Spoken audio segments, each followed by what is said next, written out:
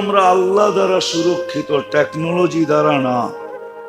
Technology দ্বারা যদি সুরক্ষিত হইতো তাহলে একটা উদাহরণ দিই, শুধু একটা, যদি বুঝে আসে। জানি না বুঝে আসবে কিনা সবাই, একটু ধ্যান দিয়ে শুনলে হয়তো বুঝে আসবে। আমরা শ্বাস নেই আর ছাড়ি, এর মধ্যখানে দূরত্ব হইল, ডিস্টেন্স হইল, সময় লাগে নেওয়া আর ছাড়ার মধ্যখানে। ছাড়লাম আর নিলাম, এর মধ্যখানে দূরত্ব হইল আধা সেকেন্ড। এরকম বিজ্ঞান বলে ন্যানো সেকেন্ড, এরকম আধা সেকেন্ডের থেকে কম। এতগুলা মানুষ কিন্তু আমরা শ্বাস নিতেছি আবার ছাড়তেছি, তাই না? আমরা যেটা ছাড়তেছি ওটা বিষ, ওটা কি দূষিত বিষ। নিতেছি যেটা পিওর, ঠিক না? এই আধা সেকেন্ডের ভিতরে আমরা যেটা ছাড়লাম ওটাকে দূরে সরাইলো কে?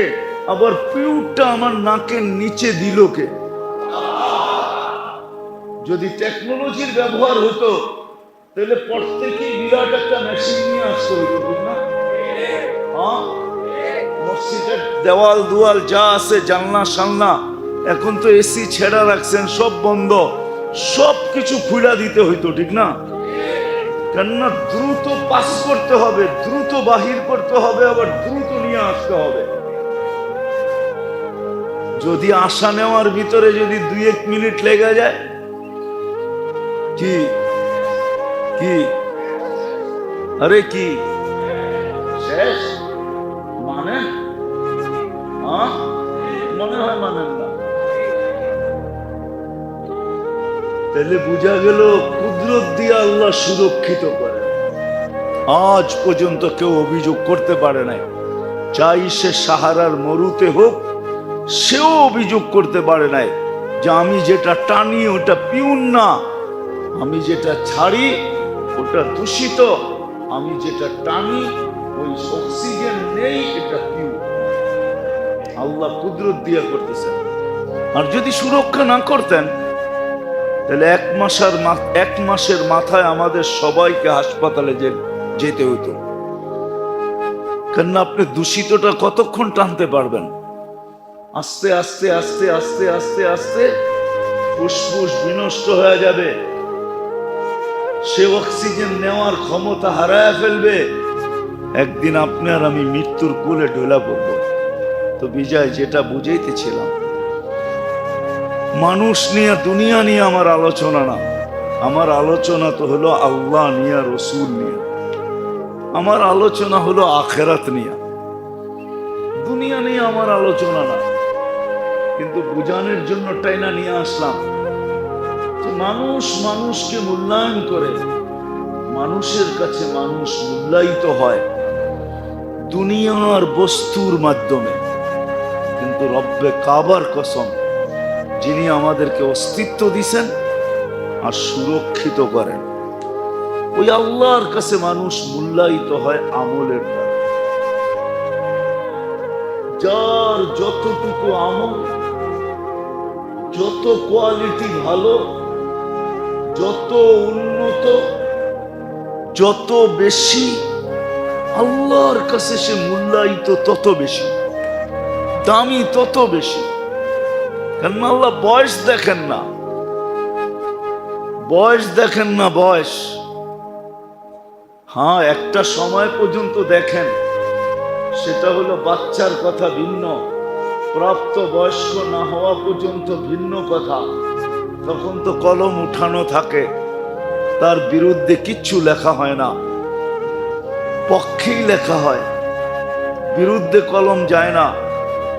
সে যে নেক আমল করে সব মা বাবার আমল নামায় কবুল যাইতে থাকে, মা বাবার আমল নামায় যোগ হইতে থাকে। যদিও আমরা বুঝতে চাই না, এটা আবার আলাদা আলোচ্য বিষয়। তাইলে এই বিষয়ে আলোচনা করতে হবে যে আমাদের সন্তানদেরকে কোন বয়স পর্যন্ত আমাদের সুরক্ষা করা উচিত। যদি আমি এই কথার বিশ্বাস করি যে সন্তানের আমলনামা আমার আমলনামায় যোগ হবে, নেক আমল আমার আমলনামায় যোগ হবে, এই সন্তান আমার কাজে আসবে, তাইলে একটা সময় পর্যন্ত এদের জীবন আমাদের সুরক্ষা করা উচিত। কিন্তু আফসোস বুঝে আসে না বিদায় মাখনময় সময়টা, মাখনময় বলা কম হবে, মধুময় বলাও কম হবে। সবচেয়ে দামি সময়টা আমার সন্তানের যেটা, এটা আমি বিনষ্ট করি। বলবেন ওই সময়টা যদি না দেই তাহলে স্কুল কলেজে পড়বে, তো পড়বে কি করে? না, আপনি স্কুল কলেজে পড়ান, আমার কোনো আপত্তি নাই। আর স্কুল কলেজে যে ওই সময় পড়াইতে হবে এমন না, স্কুল কলেজে আপনি দেন, আমার কোনো আপত্তি নেই। দুনিয়ার দামি থেকে দামি কলেজে পড়ান, আমার কোনো আপত্তি নেই। কিন্তু আমার আপত্তি এই জায়গায় যে সময়টা মাখনময় ছিল, মধুময় ছিল, অনেক দামি ছিল, ইচ্ছা করলে পুরো আমার আমলনামায় নিয়ে আসতে পারতাম, ওই সময়টা যে আমি সন্তানের বিনষ্ট করলাম, সন্তানেরও বিনষ্ট করলাম, আমিও আমার জন্য আমাকে আমার সন্তানেরও বিনষ্ট করলাম, আর আমিও আমার কাজে নানা গাইলাম, নির্বোধের পরিচয় যে দিলাম যে আমি নির্বোধ, আমি নির্বোধের যে পরিচয় দিলাম, বুদ্ধিহীনতার যে পরিচয় দিলাম, আফসোস হলো এটা নিয়ে, আর কিছু নিয়ে আফসোস না। তো যেটা বুঝাইতেছিলাম মেরে দোস্ত, আল্লাহ করুক বুঝে আসুক, আমাদের সকলের বুঝে আসুক যে আল্লাহ আমাদেরকে অস্তিত্ব দিছেন, যিনি আমাদেরকে সুরক্ষা করতেছেন, যিনার কাছে আমরা অচিরেই সবাই চলে যাব। ওই আল্লাহর কাছে মানুষের মূল্য, রব্বে কাবার কসম, দুনিয়ার যা দ্বারা মানুষ মূল্যায়িত হয় সেটাকে বংশ বলেন, বুলি বলেন,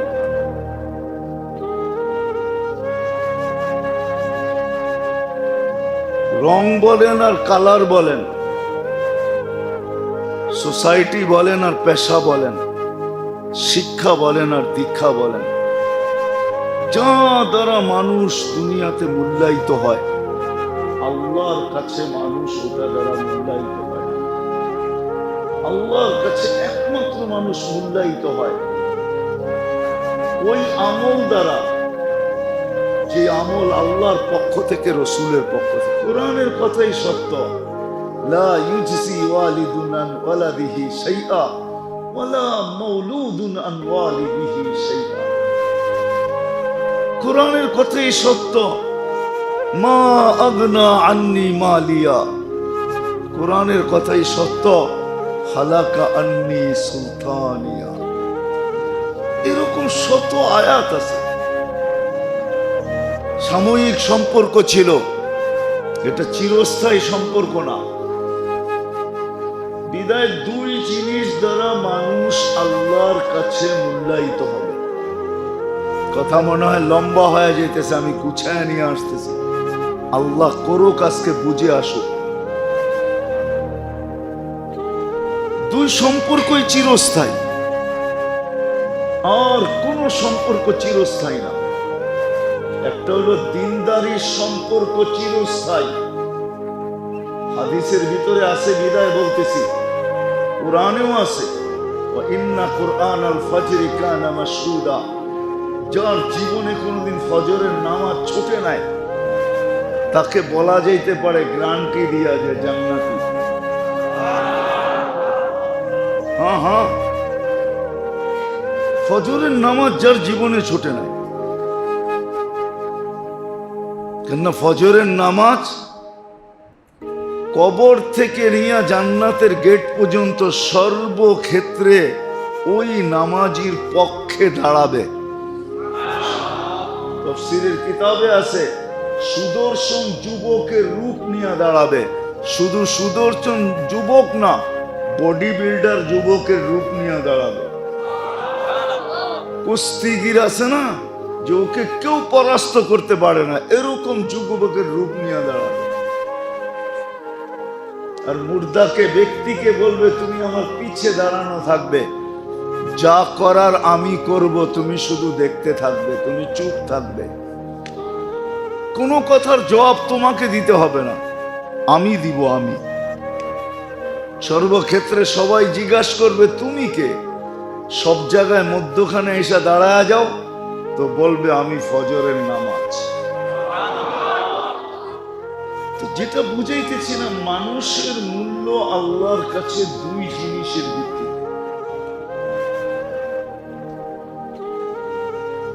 দুই জিনিসের ভিত্তিতে, একটা হলো আমল,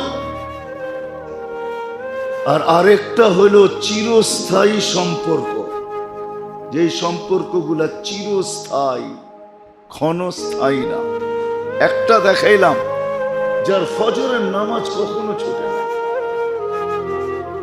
কোরআনের সাথে যার সম্পর্ক, পড়তে না পারো কিন্তু ডেলি এমন দিন যায় না যে কোরআনকে হাত না লাগায়, মহব্বতে চুমা না দেয়, চোখে না লাগায়, মাথায় না রাখে, বুকে চাইপা না ধরে, এরকম দিন তার যায় না।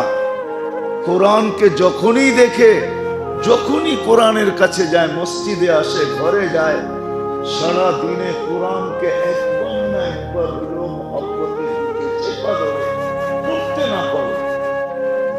কোরআনের মহব্বত চিরস্থায়ী। শুধু শুধু বলেন না শাফিআন ওয়া মুশাফফা, কোরআন সুপারিশ করবে এবং তার সুপারিশ গ্রহণ হবে, এটাই আল্লাহর ওয়াদা। পড়তে না পারো, হ্যাঁ আমি জানি আমার সমাজের 70% মানুষই কোরআন পড়তে জানে না, 50% তো হবে। 50% মানুষ আমার সমাজের জাতির কোরআন পড়তে জানে না, তাতে কিছু আসে যায় না।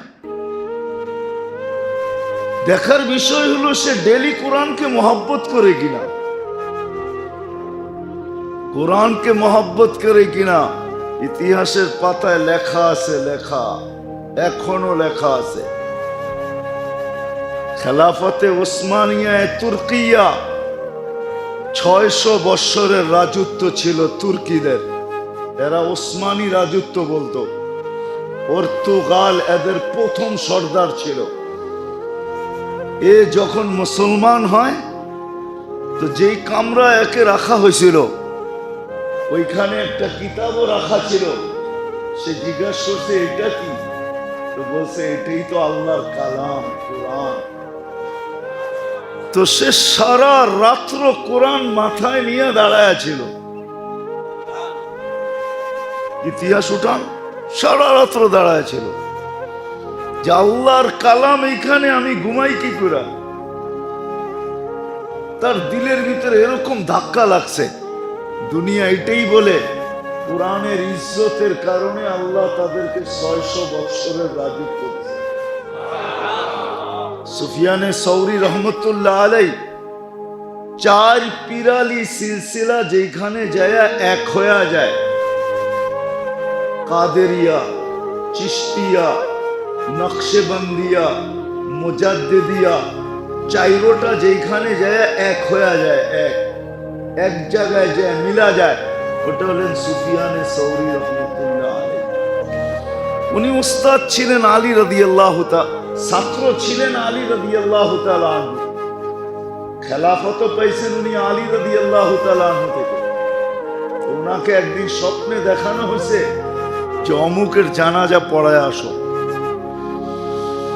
তো উনি সারা রাস্তায় ভাবতে ভাবতে গেছেন যে লোকটা এমন কি আমল করলো, জানা উচিত যে আমাকে বলা হইতেছে এমন কি আমল করলো, যে আমাকে বলা হইতেছে জানাজা পড়ানোর জন্য, এমন কি আমল করলো, কি আমল করলো এরকম। তো এলাকার মানুষকে জিজ্ঞাসা করছে, এলাকার মানুষ বলছে সাধারণ ব্যক্তি ছিল আমাদের মতো, কোনো বিশেষত্ব তো আমাদের জানা নাই। তো ভাবছে এলাকার মানুষের থেকে গোপন তথ্য পাওয়া যাবে না, দেখি বাড়িতে জিজ্ঞাসা করি। তো বাড়িতে জিজ্ঞাসা করছে এমন কি আমল ছিল। তো বাড়ির মানুষও বলতেছিল সাধারণ ছিল, তেমন কোনো বিশেষত্ব ছিল না। তো স্ত্রী ভিতর থেকে একজনের মাধ্যমে বলতেছিলেন যে হ্যাঁ একটা বিশেষ আমল ছিল, জানি না ওটা আল্লাহর কাছে গ্রহণযোগ্য হচ্ছে কিনা। সে কোরআন পড়তে জানতো না, কিন্তু ডেলি কোরআনকে নিত আর পৃষ্ঠা উল্টাইতে থাকতো, আর কখনো বুকে লাগাইতো, কখনো চোখে লাগাইতো, কখনো চুমা দিত, আর চোখের পানি ছেড়া বলতো কালাম রব্বি, আল্লাহ মামার রবের কালাম, আফসোস আমি পড়তে জানি না। তো সুফিয়ানে সৌরি রহমতুল্লাহ আলাইহি বলতেছিলেন ওয়াল্লাহি হাদা হুয়া, এটার কারণেই মনে হয় এর মর্তবা এত উপরে। আর সত্য কিন্তু এটা। আহমদ ইবনে হাম্বল রহমতুল্লাহ আলাইহি 99 বার আল্লাহকে স্বপ্নে দেখছেন। তো উনি 99 বার পর্যন্ত দেখার পরে মনে মনে উনি ভাবতেছিলেন 100 বার যদি পুরা হয় তো আল্লাহকে একটা জিনিস জিজ্ঞাসা করবে। তো যেদিন 100 পুরা হয় তো উনি আল্লাহকে জিজ্ঞাসা করেন আপনার নৈকট্য লাভ করার জন্য সবচেয়ে বড় জিনিস কি, সবচেয়ে বড় মাধ্যম কি? আল্লাহ বলছিলেন আহমদ কোরআন আল্লাযী খারাজা মিন্নি, কোরআন যেটা আমার ভিতর থেকে বাহির হয়েছে। চিরস্থায়ী সম্পর্ক, এটা ক্ষণস্থায়ী না। আজকে আফসোস তো এটাই আমার, যে আমরা সম্পর্কে বড় লালায়িত, দুনিয়ার বড় বড় ব্যক্তিত্বের সাথে সম্পর্কের জন্য আমরা বড় লালায়িত, সেলফির জন্য বড় লালায়িত, সম্পর্কের জন্য বড় লালায়িত। পিছনে ঘুরতে থাকে, না জানি কত জুতা ক্ষয় হইতে থাকে। দুনিয়ার ব্যক্তিত্বদের পিছনে ঘুরা সম্পর্ক গড়া, এটা কতক্ষণ? ক্ষণস্থায়ী। যতই সম্পর্ক গড়ি না কেন, সত্য তো এটাই, ফেরেশতার কথাই তো সত্য। আজকে আমাদের সম্পর্ক যার সাথেই হোক, দোকানওয়ালার দোকানের সাথে, চাকরিওয়ালার চাকরির সাথে, খেতালার খেতের সাথে, খামারওয়ালার খামারের সাথে, মেইলওয়ালার মেইলের সাথে, ফ্যাক্টরিওয়ালার ফ্যাক্টরির সাথে, অফিসওয়ালার অফিসের সাথে, আদালতওয়ালার আদালতের সাথে, যার সাথেই সম্পর্ক হোক না কেন, মরতে দেরি, ফেরেশতা ধ্বনি দিতে দেরি করবে না। ফেরেশতা বলবে ইনকাতাতি যাহাবাতিল আমওয়াল, সব সম্পর্ক তোমার ছিন্ন। যাহাবাতিল আমওয়াল, যত সম্পর্ক ছিল, যা তোমাকে আকর্ষণ করত, যার দিকে তুমি আকর্ষিত হইতে, যা তুমি অর্জন করছো, সব হাতছাড়া, কোনোটা তোমার কাজে দিবে না। আজ পর্যন্ত কয়জন স্ত্রী পাওয়া গেছে যে স্বামীর কবরের পাশে ঝুপড়ি বানায় জীবন কাটায় দিছে? বলেন, আজ পর্যন্ত কয়জন স্বামী পাওয়া গেছে যে স্ত্রীর কবরের পাশে ঝুপড়ি কাটায় জীবন কাটায় দিছে? বলবেন এটা তো মাসলা না, ঠিক না? এটা তো মাসলা না, সিস্টেম না, সিস্টেম না। কিন্তু ভালোবাসায় তো বহুত মানুষকে বিষ খাওয়াই, ঠিক না? এটা যদি সিস্টেম হয় তাহলে এটা কেন সিস্টেম হবে না? নওয়াব সিরাজউদ্দৌলার বউ তো সারা জীবন কাটায় দিছে সিরাজউদ্দৌলার কবরের পাশে ঝুপড়ি বানায়। উঠান ইতিহাস, নওয়াব সিরাজউদ্দৌলার বউ তো সারা জীবন কাটায় দিছে স্বামীর কবরের পাশে ঝুপড়ি বানায়। ওইখানেই জীবন শেষ। তো যেটা বুঝাইতেছিলাম, মানুষ দুনিয়াতে মানুষের কাছে আকর্ষণের পাত্র হয় দুনিয়ার বস্তু দ্বারা। কত বস্তু এটা গণায়া শেষ করা যাবে না। বললাম না, কোনো যোগ্যতা নাই, খালি রূপের টেক। ওটা দিয়ে দুনিয়ার মানুষের কাছে আকর্ষণের পাত্র হয়, মূল্যায়িত হয়, সেলিব্রিটি হয়। এটা হতে পারে, আমার কোনো বিরোধ নাই। আমার এটা আলোচনাও না, দেখানোর বিষয়ও না। নাহলে আমি দেখাইতে পারি আপনাদেরকে, নাম নিয়া নিয়া 2-4 ডজন দেখাইতে পারি। কোনো যোগ্যতা নেই, শুধু রূপের দেখি। কোনো যোগ্যতা নাই, তেমন কোনো যোগ্যতা নাই। শুধু খেলতামাশায় পাকা, এটা দ্বারাই সেলিব্রিটি, ঠিক না? এটা দ্বারাই সেলিব্রিটি হতে পারে। কিন্তু আল্লাহর কাছে যদি কেউ সেলিব্রিটি হতে চায়, আল্লাহ ওয়ালারা সেলিব্রিটি। যদিও এদের সামনে এই শব্দ ব্যবহার করা শোভা পায় না, কিন্তু মানুষ সহজে বুঝবে এই জন্য বলতেছে। নাইলে আল্লাহ ওয়ালাদের নামের উপরে এই শব্দ ব্যবহার করা কোনোদিন সমুচিত না। আল্লাহ ওয়ালারা আল্লাহর কাছে সেলিব্রিটি, আল্লাহর কাছে দামি, শুধু আমল দ্বারা আর চিরস্থায়ী সম্পর্ক দ্বারা। যে সম্পর্ক চিরস্থায়ী, যেমন দেখাইলাম আমি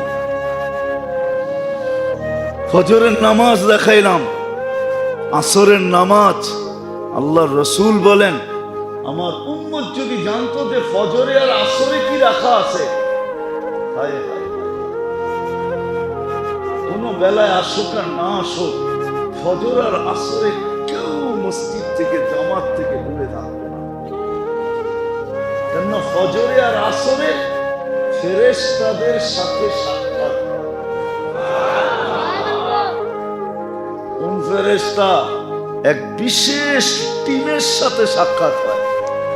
কেননা দুনিয়া ফেরেশতাদের শিফট, এই জগৎটা দুনিয়াটাকে পরিচালনা করার জন্য 2 বার শিফট চেঞ্জ হয়, একবার আসরে, একবার ফজরে। যারা আসরে আসে এরা ফজরে চলে যায়, আবার যারা ফজরে আসে এরা আসরে চলে যায়। যখনই উপরে যায় আল্লাহ ফেরেশতাদেরকে জিজ্ঞাসা করে, আমি যদি বলি আসরের নামাজ যারা পড়তে আসে, রব্বে কাবার কসম, যদিও শব্দটা জানি না ওলামা মানবে কি মানবে না, আর আমারও বলা সমুচীন হবে কি হবে না, কিন্তু আমাদের যুবকরা বোঝে বিদায় বলতেছি, আসরের জামাতে যারা আসে ফেরেশতারা তাদের হায় হায় হায় অটোগ্রাফও নেওয়া যায়, আবার সেলফি তুলেও নেওয়া যায়। সেলফি তুলেও নেওয়া যায়। যখন আকাশে যায় আল্লাহর কাছে, তো আল্লাহ জিজ্ঞাসা করে, কাইফা তারাকতুম ইবাদি, আসরে যে চলে আসলা বান্দাদেরকে কিভাবে রেখা আসলা? তো কয় তারাকতুহুম ইউসাল্লুন, আমরা এই অবস্থায় রেখা আসছি যে এরা নামাজে রত ছিল। ওয়া কাইফা ওয়াজাদতুম ইবাদি ইযা আতাইতুম, যখন তোমরা জমিনে আসছিলে তো আমার বান্দাদেরকে কি অবস্থায় পাইলে? তো কয় আতাইতুহুম ইউসাল্লুন, ফজরে যখন আমরা পা রাখলাম তখনও দেখছি নামাজ পড়তেছে। নামাজ পড়তে কতক্ষণ লাগে? কতক্ষণ লাগে?